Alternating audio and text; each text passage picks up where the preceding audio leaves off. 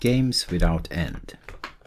Consider the following two problems. A party of hunters leaves camp in the morning, marches 5 kilometers true south, and from there 5 kilometers true west.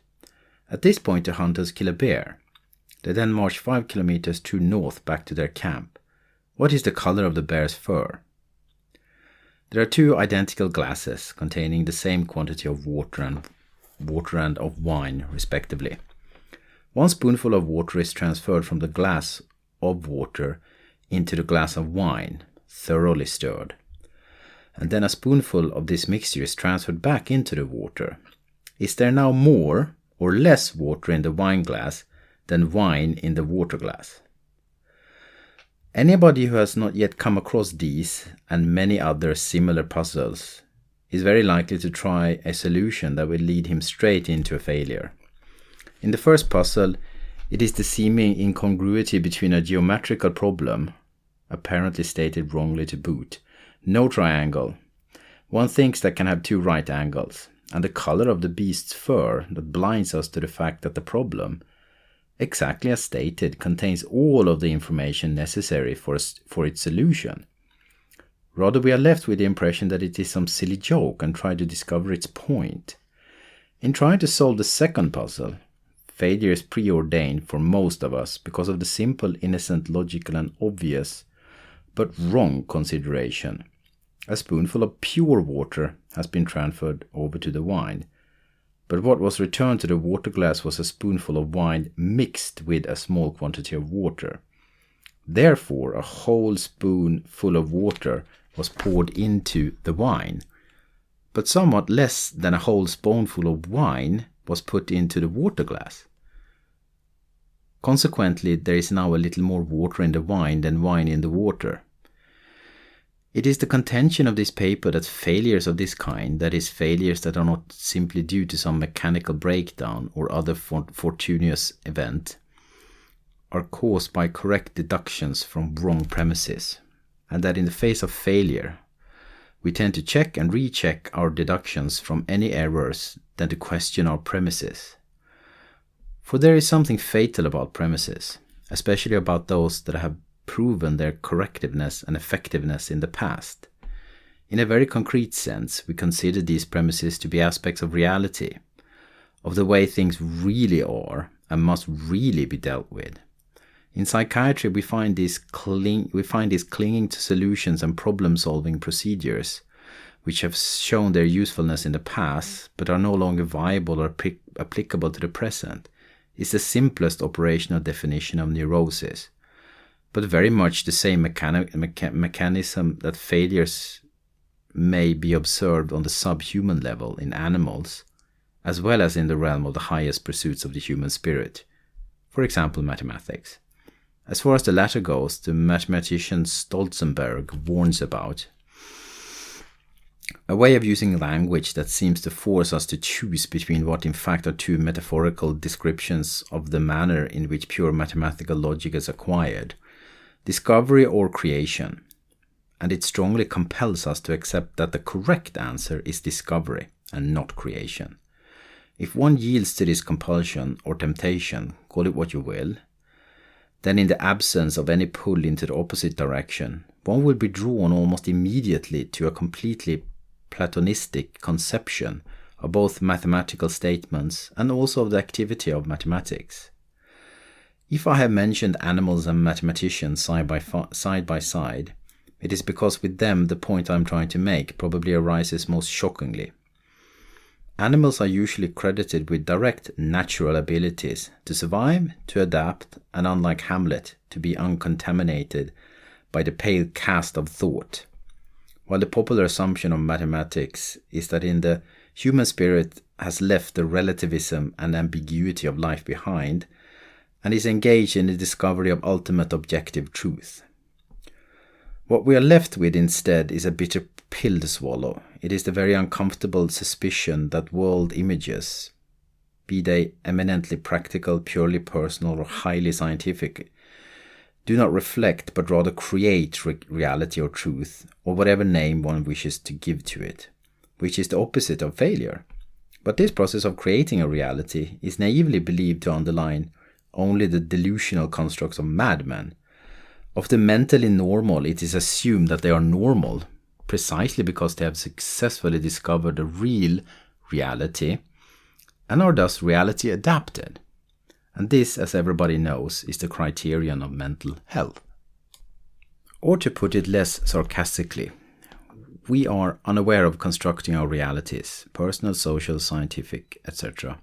Rather, we find this very same reality out there, quite independent from us, and are then engaged in the lifelong pursuit of trying to protect ourselves against and to find solutions to the problem of what is our own construct in the first place. Once a reality has thus been created, everything that follows with seemingly ironclad logic. Above all, it then becomes evident that in the face of difficulties or problem, there is only one obvious, reasonable and logical, permitted, sensible solution. And if attempts at reaching this solution fail, the obvious thing is to do is to try more of the same. I expect that this is the origin of the French proverb. This process is experimentally reproduced by the so-called non-contingent reward experiments, showing how within the frame of this abortive search for meaning or solutions, failures do not produce corrections but lead to even more complicated refinements of the premises. We are now in a position to formulate the first characteristic of failures on the human and therefore also social level. Failures do not necessarily lead to corrections, but quite the contrary, may actually reinforce their own causes. As we examine human systems, another seemingly perverse function of failures closely linked to the one just mentioned becomes evident. Systems appear to need certain failures in certain areas in order to survive, which after all is any system's primary concern. A particularly glaring practical example is provided by the psychiatrist Salvini and her research team in Milan regarding the function of the school psychologist. His obvious official task is to help students who fail and or have interpersonal problems. This would be relatively easy if the student agreed that he has a problem. However, this is rarely the case. Almost invariably, it is the teacher who declares that the student needs help. The student in turn insists that the fault lies with the teacher. The psychologist may come to the conclusion that the real cause is the student's family situation. The family resents this insinuation and claims that the school is to be blamed.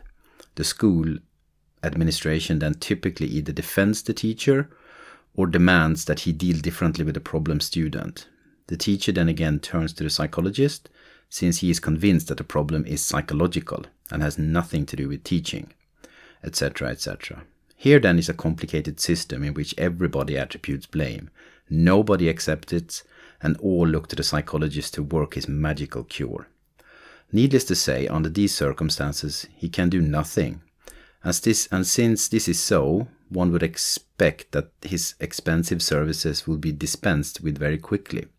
But to their surprise, the Salvini team found that the opposite to be the case. In spite of their consistent and obvious failures in bringing about any improvement, school psychologists are not only retained by schools, but are constantly assigned additional cases for therapy. It eventually became clear that their failures were an integral and important part of this social system's functioning. In fact, the system needs the psychologist's failure as a precondition for maintaining its structure and for not having to change. This is by no means an isolated example, and it is certainly not the whole story. We need analogous situations in many walks of life. The family that needs a problem child and runs into crisis every time the child becomes somewhat less of a problem is another example, and so is the fact that medicine has begun to contribute to illness. More and more specialized schools turn out larger number of illiterates, communication, training makes people mentally deaf and dumb. Ever faster means of transportation and ever time-saving devices leave us with less and less time. More and better social services make more and more people incompetent. Justice and prisons create more criminals, and each additional social progress further erodes our personal liberty. There seems to be something almost fateful in the way systems generate and perpetuate failures through their attempts at correcting and improving a given situation, A husband may dislike a certain behavior of his wife and will therefore behave in a certain way that is supposed to correct her behavior. She will see in this very behavior something that requires correction and will thus begin to correct his corrective behavior, and this in turn will make him do more of the same. Soon the marriage may be in danger of failing. Obviously, what will be required here is for at least one of them to do less of the same. This, however, amounts to the introduction of a systemic change, a new rule. In our experience, this is difficult to achieve. For as already mentioned, when faced with failure, we do not usually question the premises underlying our actions, but instead examine our actions, and since they turn out to be appropriate to our premises, then do more of the same. A system caught in this dilemma may be considered to be engaged in a game without end.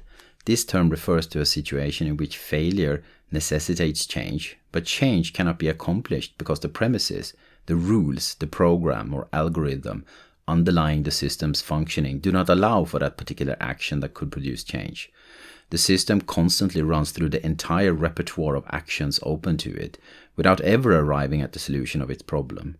One may therefore surmise that it has rules, but no rules for change of its rules, or for the termination of a particular vicious cycle.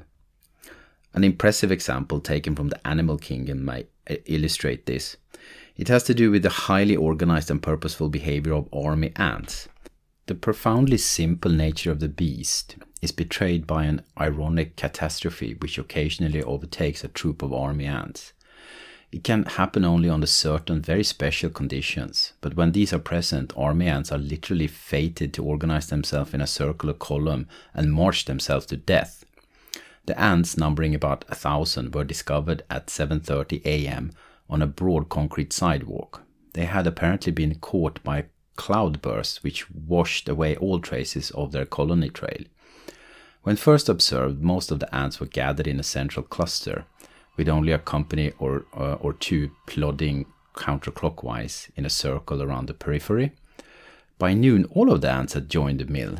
This circle was now rotating somewhat eccentrically at fair speed.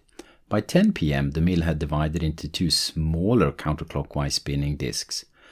At the dawn the next day, the scene of action was strewn with dead and dying ants. A scant 36 survivors were still trekking in a ragged circle.